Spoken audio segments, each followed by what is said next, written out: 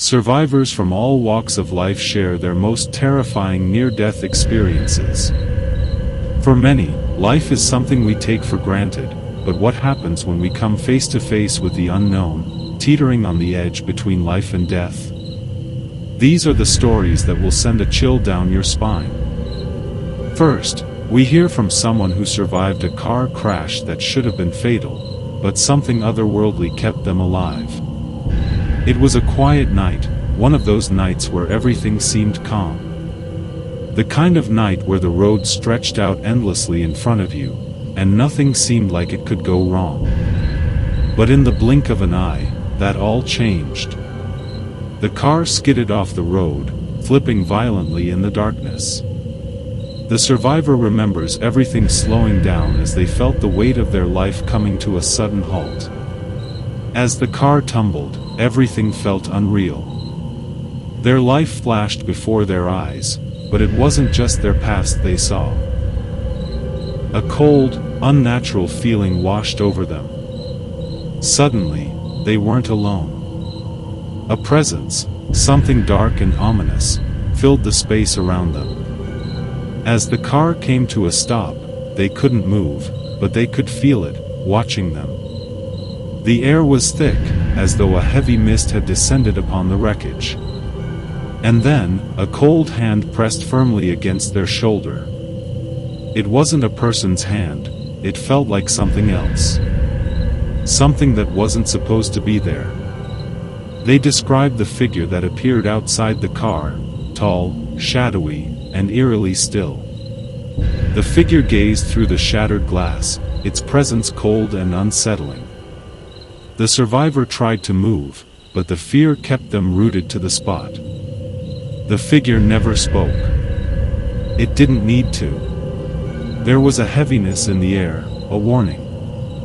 And then, just as quickly as it appeared, the figure vanished, leaving the survivor shaken, unsure of what they'd just experienced. When they were finally able to exit the car, they could feel the bruises, the cuts, the injuries, but no broken bones. No serious damage. How could they survive such a crash? The doctors couldn't explain it. They were supposed to be dead, but somehow, they were alive. Next, we hear the story of a hospital patient who had a near-death experience while battling a life-threatening illness. For days, they were in and out of consciousness, trapped in a haze of pain and fever. The room felt suffocating, like a fog was closing in on them. Then, one night, something changed. As they lay in bed, a cold breeze swept through the room, and the shadows seemed to stretch unnaturally long across the walls. They tried to speak, but their voice was swallowed by the thick, heavy atmosphere. For a moment, everything went silent. A silence so profound, it was as if time itself had stopped. They could feel a presence beside them, something unseen. But as they opened their eyes, they saw it. A faint outline of a figure standing at the foot of their bed. The figure didn't move. It stood perfectly still, but the air around it pulsed with an energy that felt unnatural. The patient tried to reach out, but their body felt numb. It was as if their very existence was being pulled away from them. The patient described a sensation like they were being pulled into a void, as if their body was no longer theirs. The figure remained motionless, but the energy surrounding it was tangible. The patient felt as though the figure was trying to communicate, reaching out from the other side, trying to convey a message. But what was it trying to say? The patient's mind raced, desperate to understand, but the figure simply stood there, silent and distant. And in that silence, they felt something that made them question the very fabric of reality. Had they crossed into another realm? Were they closer to death than they had realized? Now, we move on to a near-drowning incident that left another survivor forever changed.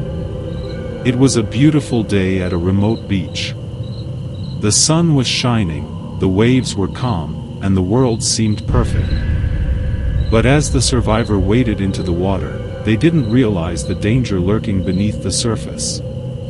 The undertow was strong, pulling them out farther and farther with each passing second. At first, they fought it, but soon the waves became too powerful. They were pulled under, the water rushing into their lungs, choking them. The survivor recalls the frantic fight for survival as they tried to break the surface, but the water felt endless. Their limbs were heavy, their mind clouded with panic. They tried to scream, but the waves silenced their voice.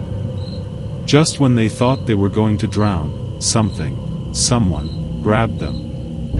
A cold, icy hand grasped their arm, yanking them upward. But it wasn't human.